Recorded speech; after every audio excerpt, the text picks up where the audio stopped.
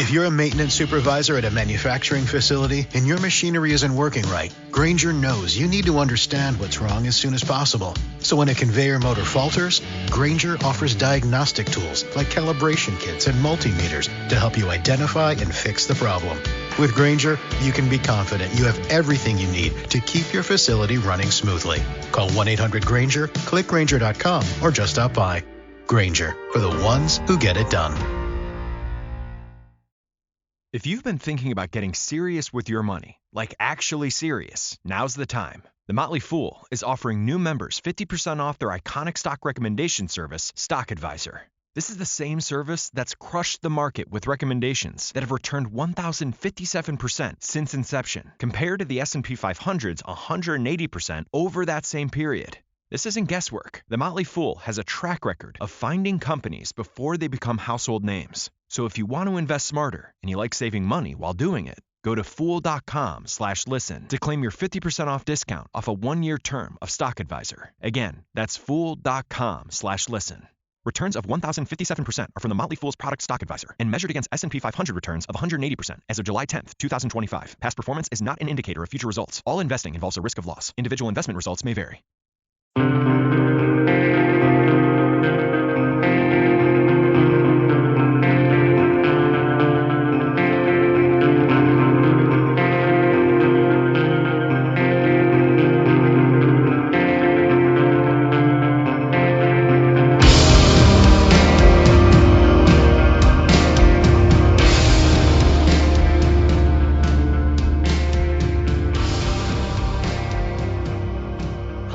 And welcome to the Kulturecast. I am Chris Stachiw, and we are back with you after a minor hiatus, I would say. Yeah, right before the holidays, too. Yeah, minor holiday hiatus because, I got married. So that's a thing that happened. I got married to my lovely fiance and my girlfriend of 5 years, Kate. So that is why the Kulturecast was on a brief hiatus. However, moving on from that, there were a lot of movies that came out in the last couple weeks. One of them is Fantastic Beasts and Where to Find Them. That is what we're going to be talking about, as it is the highlight of our fantasy movie month over here at cultureshocked.com. Sean, however, before we talk about Fantastic Beasts and Where to Find Them, do you have any suggestions for the good folks on to watch on Netflix? Oh, geez, what have I watched? I just watched, hold on, let me pull up my list real quick. I've been watching Shameless a lot, and I've actually just started rewatching Grey's Anatomy, which I didn't realize there are 12 seasons of already. Which I didn't realize was so bad. Rip. No, I'm sorry, but I'm obsessed with Grey's Anatomy. It's definitely the ER of our generation, and especially because it just won't die, and I'm impressed. But I haven't seen it in like 4 seasons, so I'm like 3 or 4 seasons behind. So I'm catching up on Grey's right now, which I will always recommend no matter what till the day I die. As long as they're making episodes, I'll be watching them. I'm trying to think any other movies that I've seen. Have you seen? What about you? Well, on Netflix, I watched London Has Fallen today. It was all right. I mean, it's the second in the Has Fallen trilogy. The third one is coming out in 2018. It's called Angel Has Fallen, and it's going to be about Air Force One. It's whatever. I mean, it's a kind of like Die Hard, but not. It's hard to explain. It's like Die Hard, but with half of the charm, if that makes sense. Yeah, no, that sounds good. Another movie that I have enjoyed and I was really happy to see is on Netflix is Heavyweights. I just watched that like a couple weeks ago. Yeah, so it's on Netflix. Stars Ben Stiller and a bunch of like really like one-off child actors in like a film where he plays like a fitness instructor who takes over a fat weight loss camp during the summer, and it's pretty great. It's co-written by Judd Apatow. So it's got Ben Stiller, who's like this crazy. I mean, his character in Heavyweights is essentially a more toned down version of White Goodman from Dodgeball. Yeah, exactly. Yeah, they're like the exact same character, more or less. Keenan's in it. Yeah, Keenan's in it. Also, Paul Feig, who directed Ghostbusters, is also in it as one of the camp counselors, which most people are obviously used to seeing him act, or not act, but behind the camera. So he actually has like a fairly major role in the film. But it's a good film. It's got a little bit more mature jokes, and it's pretty quotable, compared to a lot of, like, children's Disney movies. It's kind of like, everybody's like, oh my god, Mighty Ducks, that movie's so funny, ha ha ha. And Mighty Ducks is good. This movie is like my Mighty Ducks, if that makes sense. I totally agree. I agree. This is like the big boys Mighty Ducks. Yeah, it's a funny movie. It's messed up. There's a lot of really quotable lines. I mean, my friends and I, we still quote the movie all the time. It's a strange movie to, like, quote and be quotable, but it's still a funny movie, and it still holds up pretty well. I mean, Ben Stiller's performance is, totally, like, the best part of the movie. He's absolutely unhinged. And, I miss that. I miss that version of Ben Stiller versus the new kind of, like, toned down, dramatic Ben Stiller. But, hey, everybody's got to evolve in their career, so. Yeah, I guess that's true. That's true. And speaking of fantasy movies, the Harry Potter and the Order of the Phoenix is currently on HBO Go.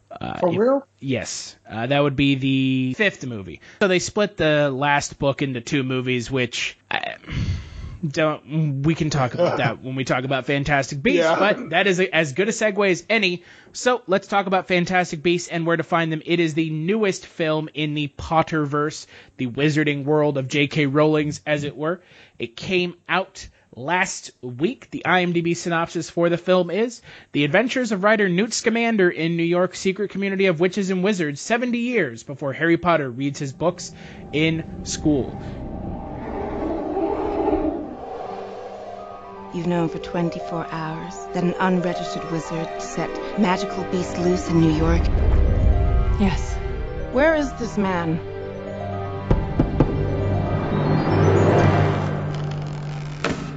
So, you're the guy with the case full of monsters, huh? Whose travels first? Mr. Scamander, do you know anything about the wizarding community in America?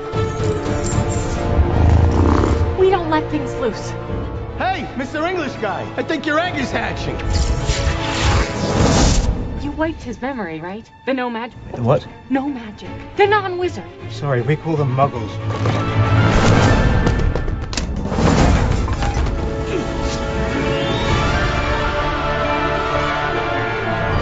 I don't think I'm dreaming. I'll give it away.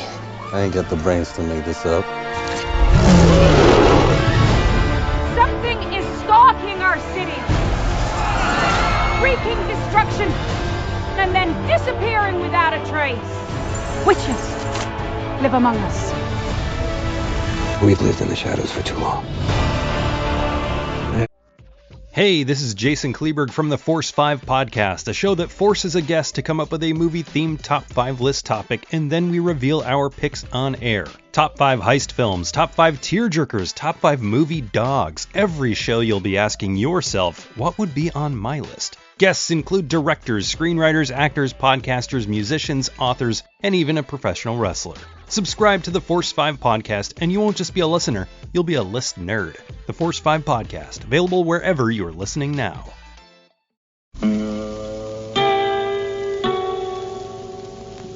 Hello, filthy movie lovers. My name is Gentry Austin. And I'm Casey Scott. And we're the hosts of the Sin Syndicate, film podcast for something weirdos, anti-criterion bros, and Joseph Sarno aficionados. Join us semi-weekly as we peer into the adults-only theaters and sticky-floored cinemas of the golden age of sexploitation, when the morals were loose, the laws were murky, and the intercourse was all simulated. Find us now on the Someone's Favorite Productions podcast network.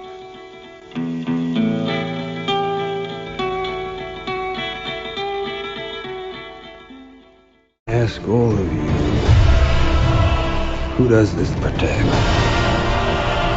Us or them? Danger. He says there's danger. This is related to Grindelwald's attacks in Europe. This could mean war. We got a plan, right, guys? They need our help.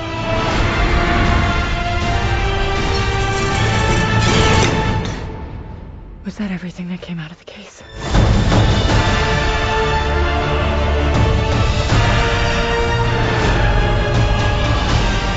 I won't let another one die. I refuse to bow down any longer.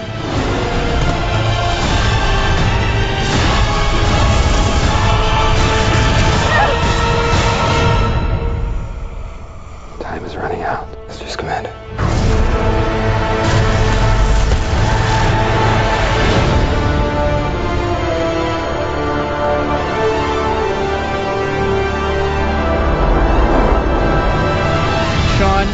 Kind of what is your exposure to Harry Potter, the books and the movies, and what are your thoughts on this film?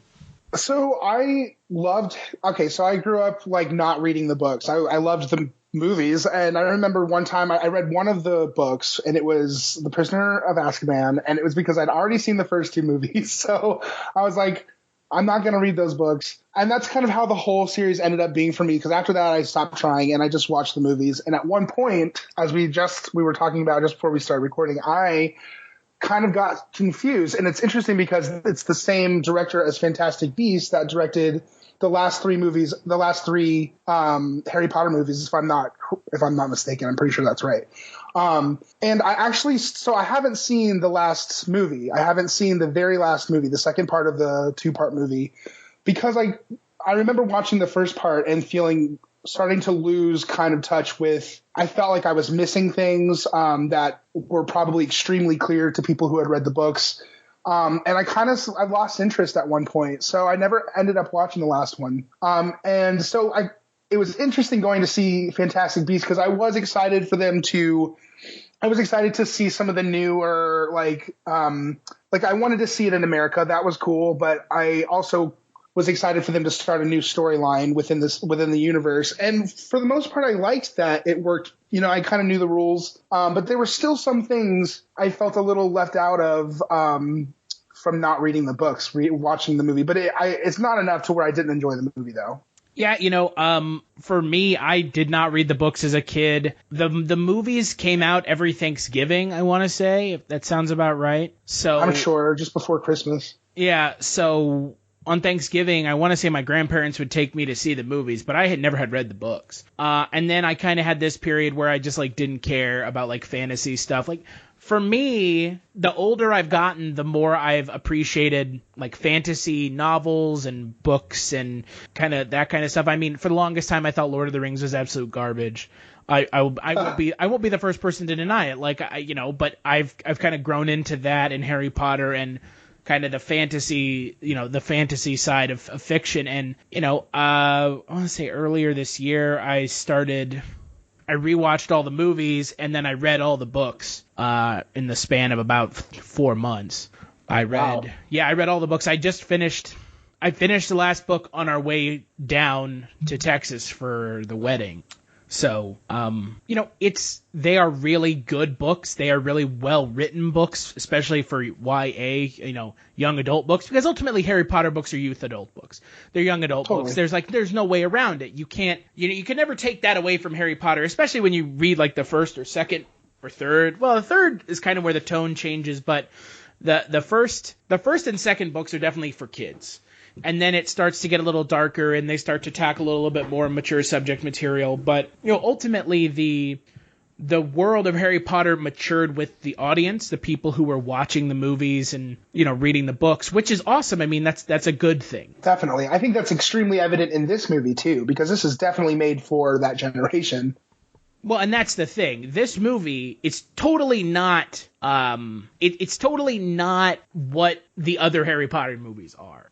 This movie is much darker than any of the Harry Potter movies. Period. Oh yeah, definitely. Period. There's not a question of that in my mind. And then on top of that, this is clearly a setup for, and it's been confirmed that there are 5 more movies. Yeah. Coming off of this one. So this is the beginning of a whole new trilogy, quadrilogy franchise, I would say. I mean, trilogy, the word trilogy just kind of isn't important anymore, especially with stuff like this. No.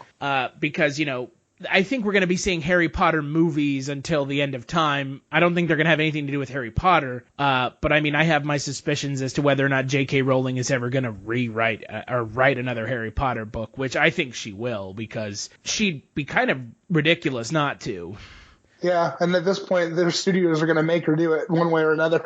Well, or they'll just release something like The Cursed Child, which is essentially fan fiction and terrible. Right, which is what she's trying to prevent, though. Right, but I mean, that was her choice by not writing The Cursed Child. I mean, The Cursed Child is not good. I found a audiobook version of it, and I've been listening to it, and it is not great. What is The Cursed Child briefly about?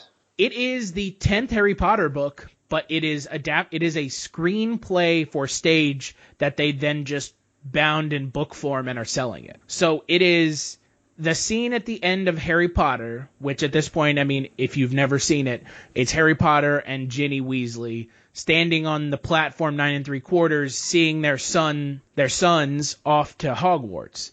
And it picks right up at the end of it. Picks up right off of that. And I don't want to spoil too much because it came out only a couple months ago. But for me as a fan, it is way, way, way too much like fan fiction for me.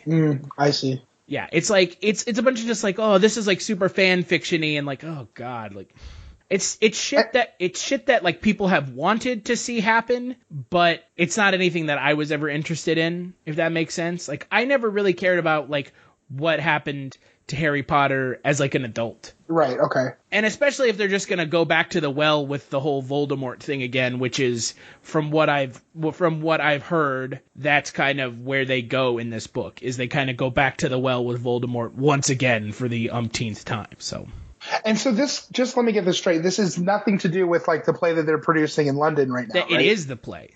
Oh, it is the play. Oh, okay. It is the book version of the play. Okay, so I'm actually kind of glad to know that, because that kind of makes me feel like there's not something else going on. So that's interesting, because I know that's like a big deal, and I think that's starting like now almost. Well, that's the thing. The book came out the same time the play is out. So Nice. Yeah, it's, again, you know, if you want to read more Harry Potter, it's more Harry Potter. It's just more Harry Potter not done particularly well. So, but anyways, this movie, on the other hand, is fantastic. No pun intended. I really enjoyed it. It was a really good entry into the new kind of mythology of Harry Potter. And on top of that, it actually made me like Eddie Redmayne, because I have said on multiple podcasts how much I really don't like Eddie Redmayne. Because I really don't like Eddie Redmayne. And it's nothing against his acting talents. It's more against his choices in acting that seem a little bit more driven by wanting to get Oscars and not anything else, if that makes sense. No, that totally makes sense. Theory of Everything, The Danish Girl, like, oh my, come on, man. No, I thought this was a really fun character to watch him in. You know, I really liked Newt. Yeah, he's an interesting character. He is an interesting character who has a lot of depth and complexity to him, which, you know, is good, because that's what I want from my heroes in a Harry Potter film, especially one that I'm gonna have to spend 5 movies with.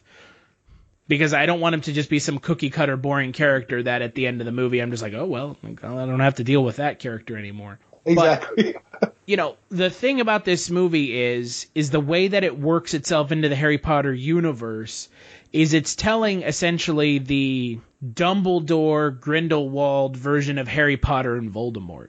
Because Voldemort is to Grindelwald as Harry Potter is to Dumbledore in this storyline.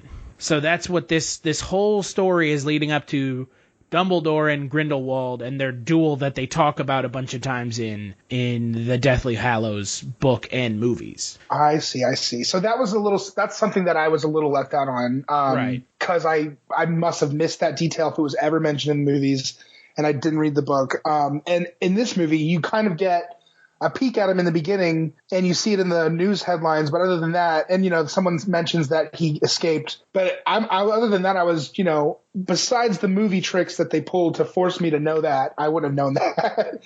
So, like, it wasn't much in the story until the... And then there's also the huge twist at the end, which we'll talk about in spoilers. But yes, okay. But no, in the book they talk about it more than they do in the movies. In the movies, so that's my other big issue with the Harry Potter movies. The later movies, because the books are so dense, the later movies really kind of just leave stuff out. Important stuff or gloss over stuff. And, that's fine. That is kind of why I stopped watching, though. Yeah, they really start to just kind of, the book for Deathly Hallows is like a 30-hour audiobook, and it's split up over 2 movies. And even in those 2 movies, they leave a lot of stuff out. Yeah, it's impossible. It's hard to, No, it is. It's hard. And, I still don't know why they split up Deathly Hallows. I don't feel like Deathly Hallows was the movie to split up. I felt like the movie to split up would have been not the Order of the Phoenix, Goblet of Fire. And I've talked with one of my friends about this, and she was the one who kind of gave me her opinion, and I'm kind of just regurgitating it here. But the Goblet of Fire is like a 30-hour audiobook. Damn. And it's like a 2-hour movie, 2.5-hour movie. It just leaves a lot of like interesting plot stuff out and interesting characters out. So yeah, you just know what you can squeeze 30 hours into 2.5. No, you can't. You cannot squeeze that amount of time text-wise into a movie. That's correct. It's just not going to happen. So that's why I was excited to see this movie, because this movie, it doesn't feel like the beginning of a franchise. It doesn't like really set up like a future film. Does that make sense? Yeah, which is why I'm wondering how are these 5 movies going to be sequels, or are they companion movies, or I heard they were sequels. They're sequels. So that's one thing that I guess. And we talked about this, too, because now our villain, our Voldemort stand-in, is now kind of not really related at all to our main character of this movie. So, yeah, it kind of does wrap up at the end. Right. The only way that he's related is he foils him in the film. Right. Well, yeah. And again, we're not going to talk spoilers just yet. But I'm actually it's refreshing to see a film that doesn't just go, hey, let's set up like 8 million more movies off of this movie. I mean, that's a thing that the Marvel movies do. And I love the Marvel movies, but that's kind of grating as a choice, for me at least. Yeah, no, I agree. I just kind of have to say that I kind of felt like I kind of felt like this movie did that a little bit. It did sort of. I kind of at the end of the movie, I was sort of thinking I didn't feel like this was totally about Fantastic Beasts and where to find them. It was a little bit more about Fantastic Beasts and how to foil Wendell. You know what I mean? Like that's just it did it like this. I don't even know how to say his name. What is it? Wendell War. What is it?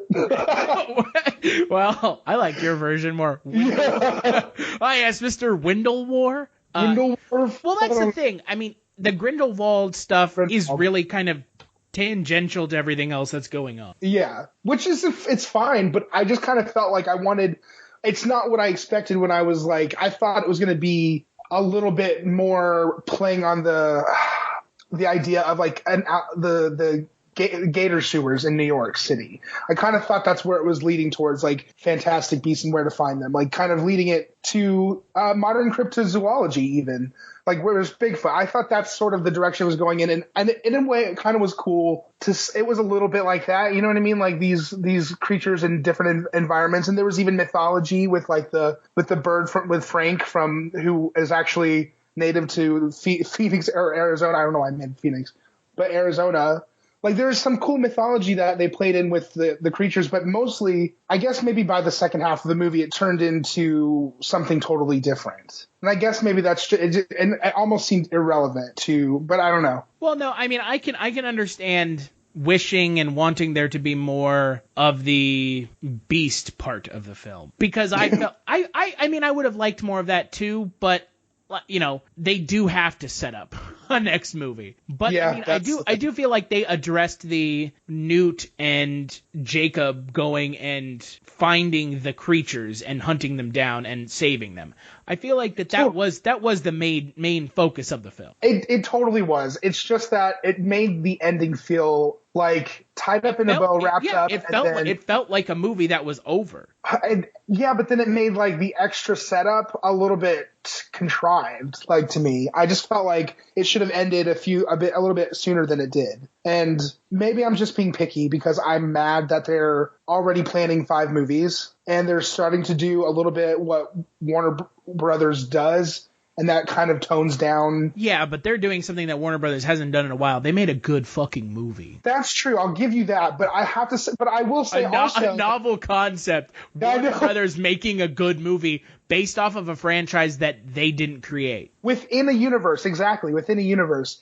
And I think that I agree. It's totally impressive from Warner Brothers, coming from Warner Brothers. But I will say that the same issues are happening, or I'm at least anticipating, because one of the things we kind of skimmed on is that this movie is definitely made for the generation that grew up with Harry Potter. It definitely grows up. It's darker.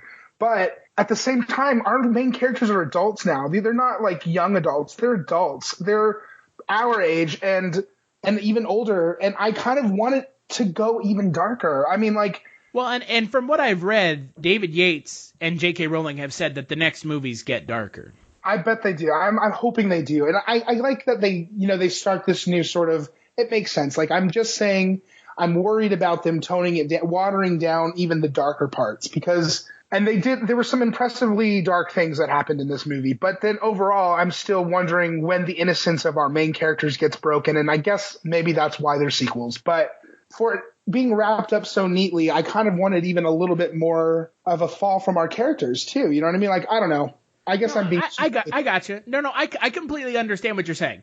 I do. And like I said, it's kind of refreshing to see a film that doesn't set up another 3 movies outright, but at the same time, they've said that they're making more. I know. So I mean, it's kind of strange to not set them up, or like actually like give the characters like a more, I don't know, more of like a real arc. And I'm assuming they'll do that in the next 2, 3, 4. They have 4 movies to play with past this one. That's true. They're taking their time. That's what they're doing. They really are. I mean, holy shit, 5 movies. I mean, that takes them to Harry Potter and the Order of the Phoenix, I believe. Yeah. I can never remember, because I always get, there's 7 books, 8 movies. Yeah, so that takes them to Harry Potter and the Order of the Phoenix in the amount of movie that they're giving to this story. So, I mean, we're going to be having a Fantastic Beasts movie every 2 years now for the next 8 years. For the next 8 years. And I love... Which is insane. It is. And they're definitely... I mean, as an actor, I'm super excited. Like, I hope to God that I get to go to Ilvermorny one day. Like, I hope I get to be a wizard in Ilvermorny. But, like, and they definitely set that up. Like, they're setting that up, like, for the other movies. Like, we're going to see the wizarding school in America. And I'm excited about that. Like, I am. Like, that got me excited. But I'm a little bitter. I don't know, Chris. I guess it's because... I know what Warner Brothers can do and has done, and it's. I get it, man. I completely get it. Warner Brothers took DC and fucking fucked it up. There's no nice way of saying it. They fucked it up big time. Yeah, but even as a person from the outside of the fan base, I can see that, and I'm turned away by that. You know what I mean? Like, I totally, and I guess I'm being cautious because I can see I have tiny issues already, and I'm just worried about where it's going. No, I completely understand. And as someone who has had to sit through these atrocious DC films, let's hope that they handle this source material and franchise with a little bit more tact than just throwing, shit at the wall and seeing what sticks, and then ignoring what sticks and doing something completely different in the next movie. So. Exactly, because Harry Potter, as a franchise, has been so, it's almost sacred in a way that it's been kept. It's sacred to people that are our age, that grew up with it. I mean, that's the thing that really needs to be understood. Is DC. I got it. It's been around for umpteenth years, but I mean, for some reason, Harry Potter really struck a chord with kids our age. Yeah, and so all at once. And people our age have like they feel like they have ownership of it. Yeah.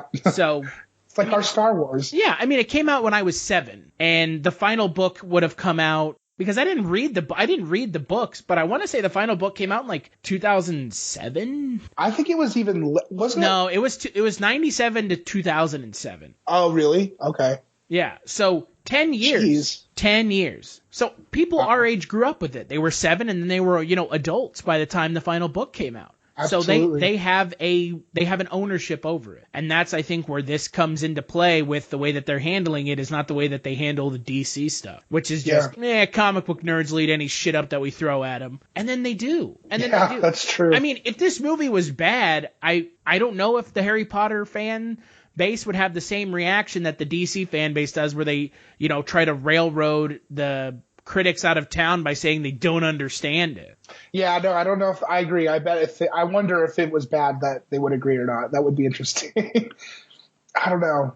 I have heard a lot of extremely high praise for this movie that I kind of raise an eyebrow towards, but at the same time, this movie wasn't a bad movie. It was a good movie. It is a good movie. I don't think it's as good. See, my favorite Harry Potter movie is probably just kind of a toss-up. I really like Chamber of Secrets. Sequence.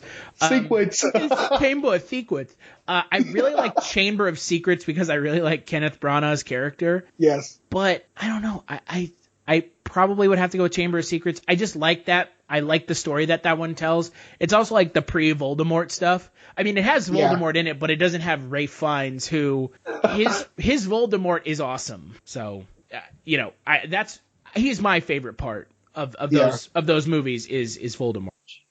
Yeah, he is a memorable villain. Yeah, he's one of the better movie villains. He's right up there with me for Darth Vader with his portrayal of the character of Voldemort. Oh, definitely. So, but I think it's time to talk a little bit of spoilers. What do you think? Yeah, let's do it. Let's get deep. Because now I want to say that if you haven't seen the film, turn this part off, come back when you watch the movie. But to be fair, the fact that Johnny Depp is in the movie, they spoiled that ahead of time. Did they really? Yeah, they said last week who Depp was playing and that he was in the movie. So I'm so glad they spoiled that outright. Yeah, they shouldn't have. If they were going to wait at all, they should have waited until a week after it opened. Well, so a couple weeks ago, I want to say 4 weeks ago, news came out that Johnny Depp was signed on for the next 4 films.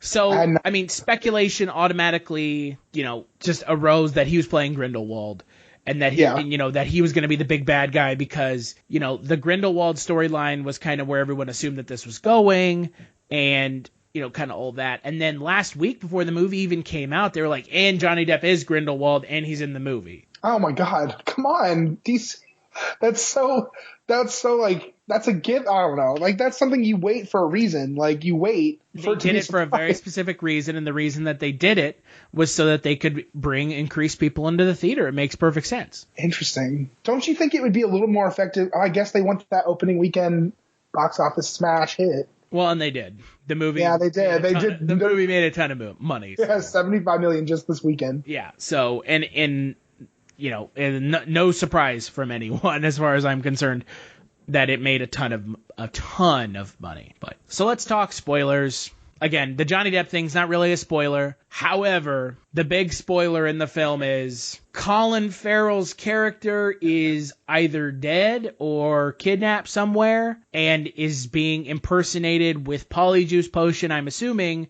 by Johnny Depp, who plays Gellert Grindelwald. And at the end of the film, it's revealed that he's Grindelwald. Oh, man. I wish you could have seen the look on my face because I had no idea anything about, Johnny Depp's involvement. And for me, it wasn't a shock. That's hysterical. I was just so confused as to why. What the fuck is Johnny Depp doing in this movie? Yeah, I was like, what the hell? And then I was like, why did they need Colin Farrell to turn into Johnny? Why couldn't they just? I was like, either this character's irrelevant and they just wanted to cast. Why wouldn't they cast Colin Farrell as this? I was so confused. I don't know. Totally confused. Well, again. If you knew about it ahead of time, it shouldn't have come out of nowhere. It's kind of interesting that you didn't know about it ahead of time. So. No, I didn't hear anything, I'm kind of glad I didn't because I loved how confused I was. But I'm a little disappointed because I felt like it was pretty obvious. Their characters shared the same haircut. Well, yeah, you can see in the opening that you see the back of Johnny Depp's head in the very opening sequence. Clearly Johnny Depp. If you pause that and you're like, what actor is that? You can tell by the ears that it's Johnny Depp. I mean, I'll admit, at that moment I didn't know, but I didn't, and here's the thing, like, I'm so disappointed that so many people went into this movie knowing that, because I feel like I got the genuine experience, you know what I mean? Where I didn't know the characters would even be the same, but it's... How do you feel about them casting Johnny Depp? Because I've had this conversation with this friend of mine, and she's very passionate about these kinds of things, and she said, she doesn't really like the fact that Johnny Depp is cast in the movie. I kind of agree. Honestly, the first thing that came to mind when I knew it was Johnny Depp was, oh, of course, and exactly, you know what I mean? Like, and not necessarily in a good way, but of course, because it's such an obvious pick, Well, I'm talking about more Johnny Depp beating the shit out of his ex-wife. Well, that's what I mean. Like, why would they? I mean, yeah. That's the thing, right? In this day and age, if you have enough star caliber, it doesn't really matter. That's true. And Johnny Depp has enough star caliber that it doesn't matter. I mean, think about the last couple of movies that Johnny Depp has been in. He was in that Kevin Smith Yoga Hosers movie, which was terrible from all accounts. Right. He was in Mordecai last year, and now he's in one of the biggest, one of the top 5 biggest franchises of all time, as a villain of equal caliber to Ralph Fiennes playing Voldemort. And he looks like Max Headroom with a mustache. Yeah, he does. It's that design is ridiculous. So, I really, for me, take it or leave it with Johnny Depp.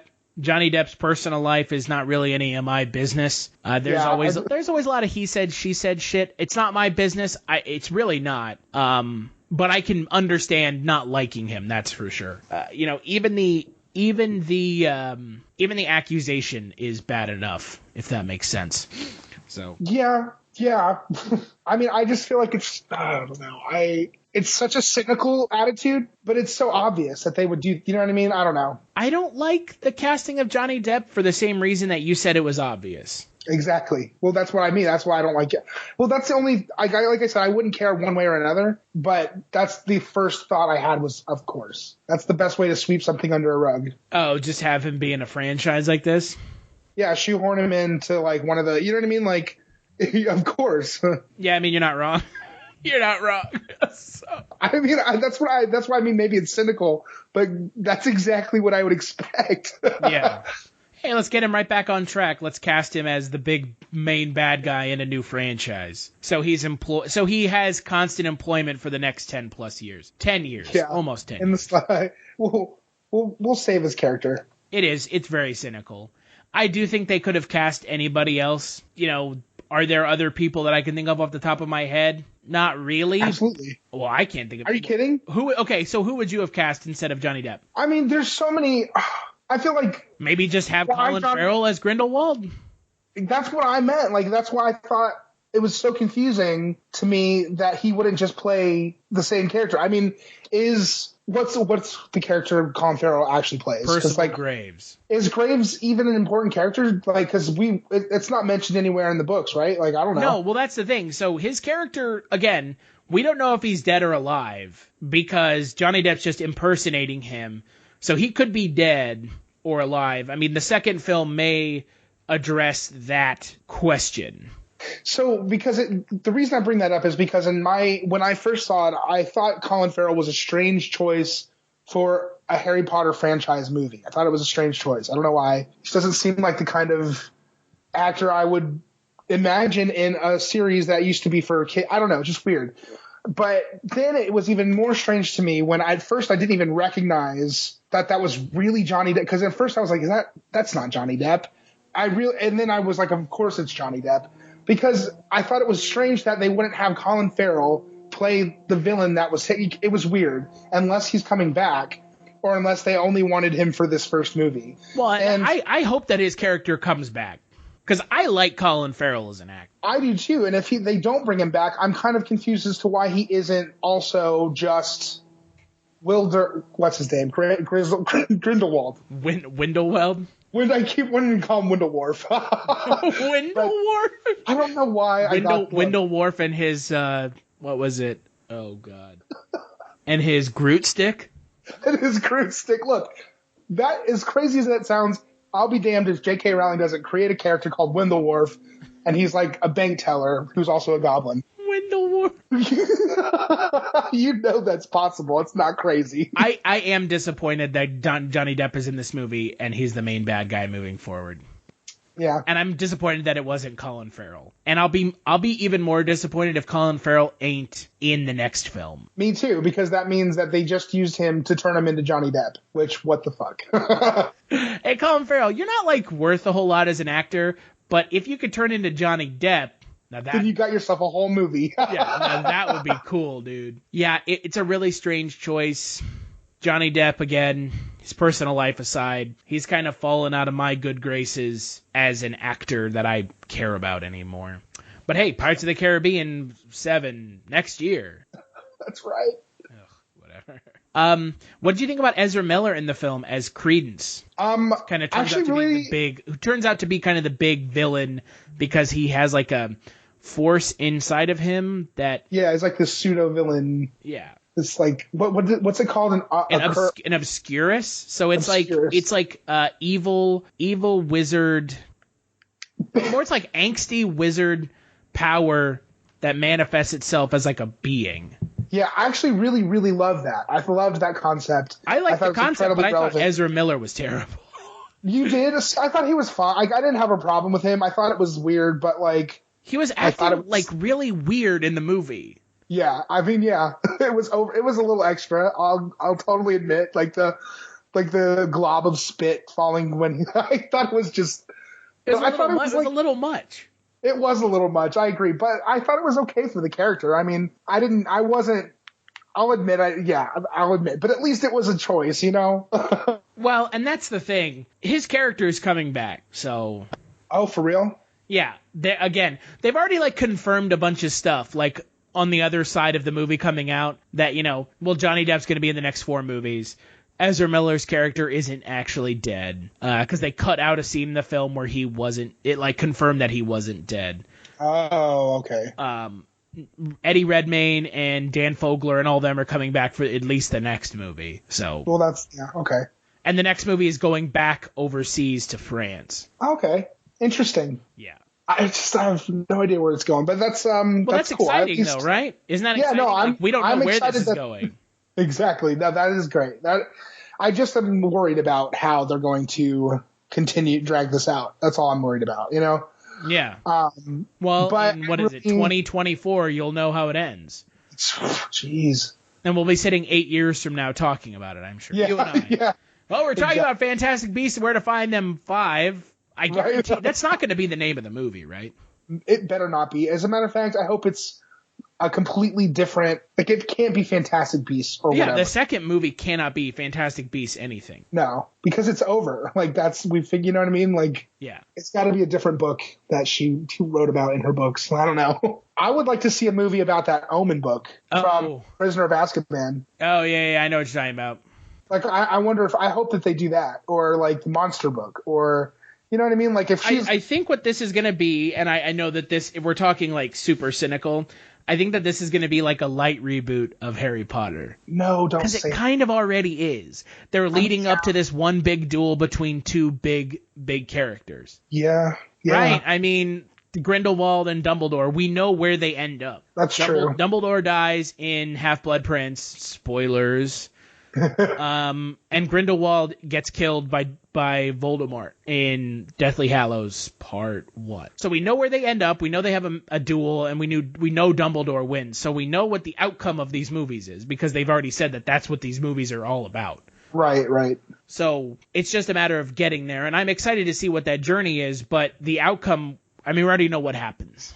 Yeah. It's like, I mean, it's just like the prequel films for Star Wars, but this movie is already better than any one of those prequel films. Yeah. Would be. That's true. Yeah, well, it's interesting. I'm hoping...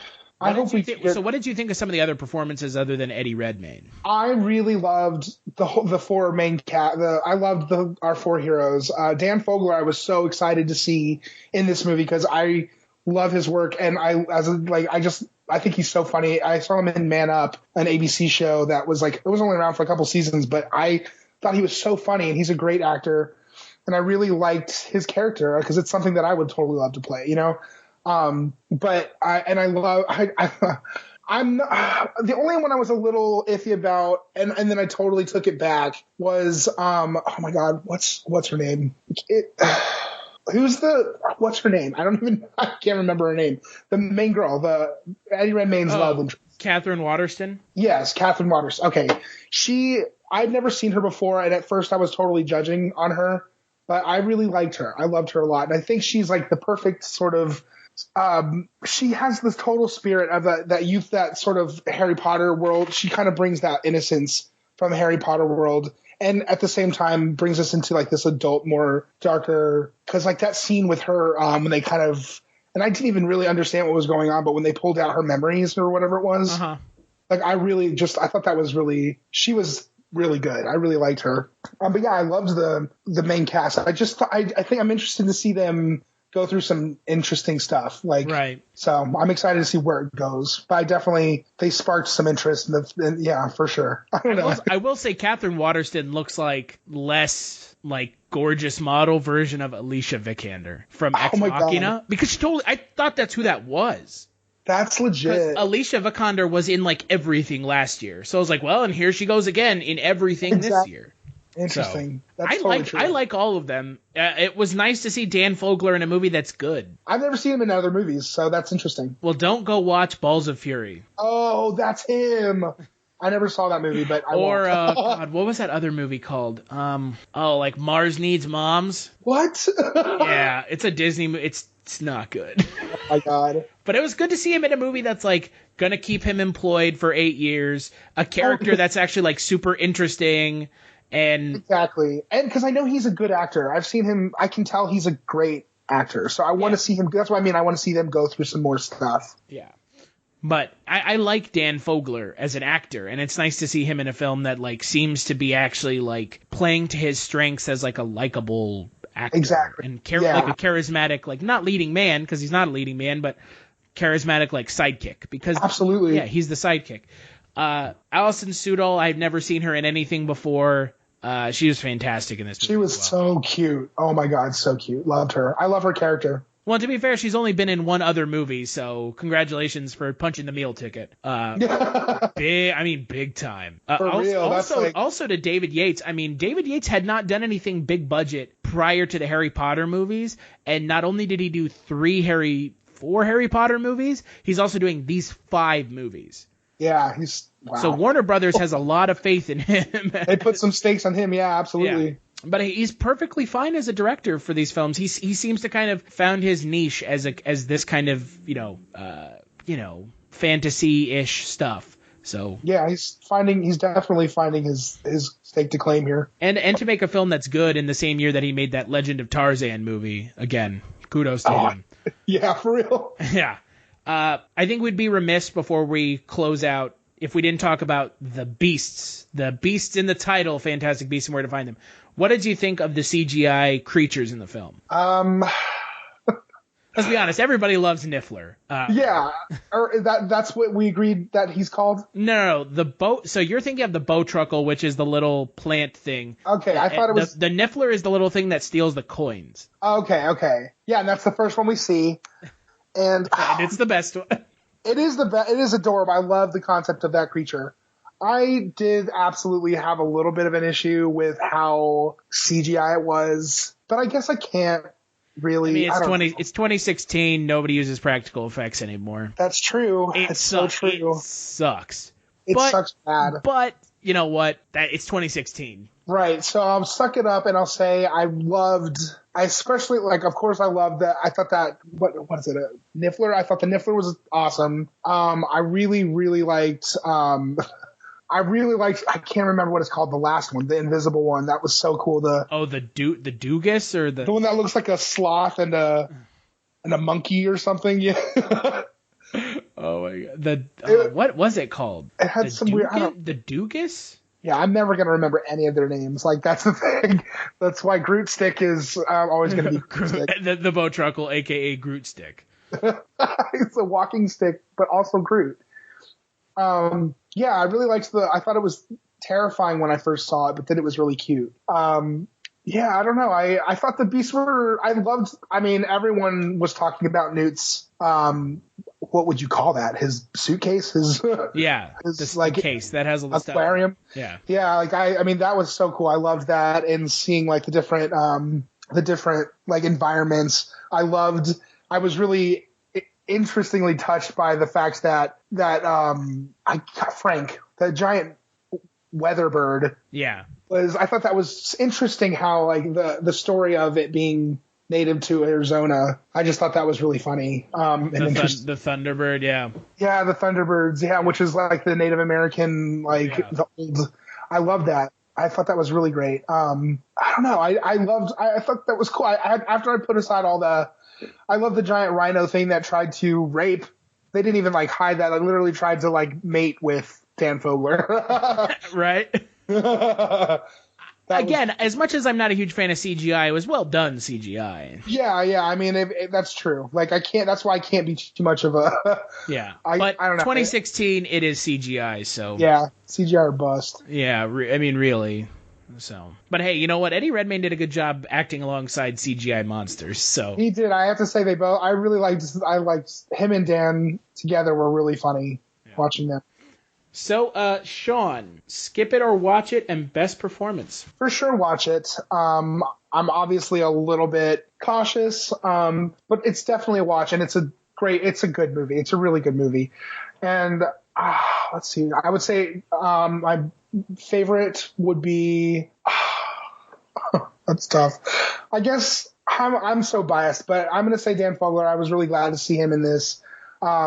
And what is that? I definitely say watch it. Yeah, it's a definite watch. I'm excited to see what happens also, in spite of being also really cautious. I'm going to say watch it. It was a good movie. Not surprisingly a good movie. But what is surprising, I kid you not, I'm actually going to say my favorite actor was Eddie Redmayne. Something like I legit never thought I would say in the history of my life. Because I saw the Danish Girl. Oh, that's right. Yeah, so I know about the Danish Girl, and I know about his performance in that film, and it was not great. So, but I liked him in this movie. He was a good different take on a leading man in a Harry Potter universe film. So, and it was a good movie, and it's the start of a franchise. So if you're not gonna get on board now, we'll wait until the franchise is over and watch him then.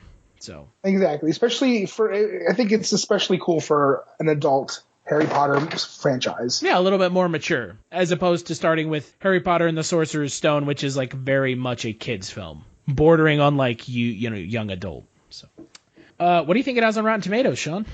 Jeez, I bet it's like. I'm going to say like a 90.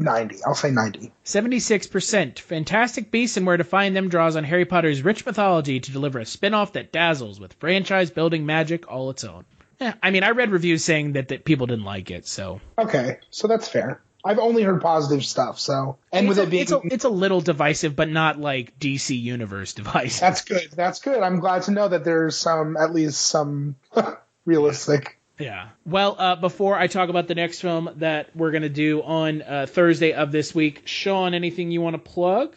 Not yet. Hopefully Can't talk about it yet, yeah. That's true, yeah. Hopefully a lot to talk about very soon. But as for now, happy holidays. I'm going to go home to Florida soon, and I'll keep you posted. As always, you can follow me on Twitter. I'm Seanifert, and on Facebook, I'm Sean Liang. And as always, you can follow me on Twitter at CultureStash. If you like what you're listening to now, head on over to cultureshock.com/Kulturecast to check out 100 plus episodes of the Kulturecast. We don't always talk about fantasy movies. We talk about all kinds of stuff. Really, we talk about all kinds of stuff. Patreon.com/culture_shocked is where you can go to kick a couple dollars our way. It is neither free nor cheap to keep the lights on over here at 0069 Culture Shock Tower, so every little bit helps. Wovoka.bandcamp.com is where you can check out Wovoka. They provide the intro outro music for the Kulturecast. That song that you are hearing is Lament off of their first album Sorrows, which you can check out and pick up over at wovoka.bandcamp.com. This Thursday, we're going to be talking about a film that I personally enjoy. I'm going to be curious to hear what Sean has to say about it. But we're going to be talking about the original Conan the Barbarian, starring none other than one of the best actors known to man, Arnold, do it, Cram, kill me, Come on. I'm so excited. I fucking love Conan the Barbarian so much. It's such a wacky ass movie. Oh man. James Earl Jones, everything about it is. He's amazing. I gotta see. Yeah. James Okay. Earl Jones as a snake man, like with that haircut, girl. I know, with that hair. Oh my god. Oh, we're gonna have a lot to talk about on Thursday. So join us then.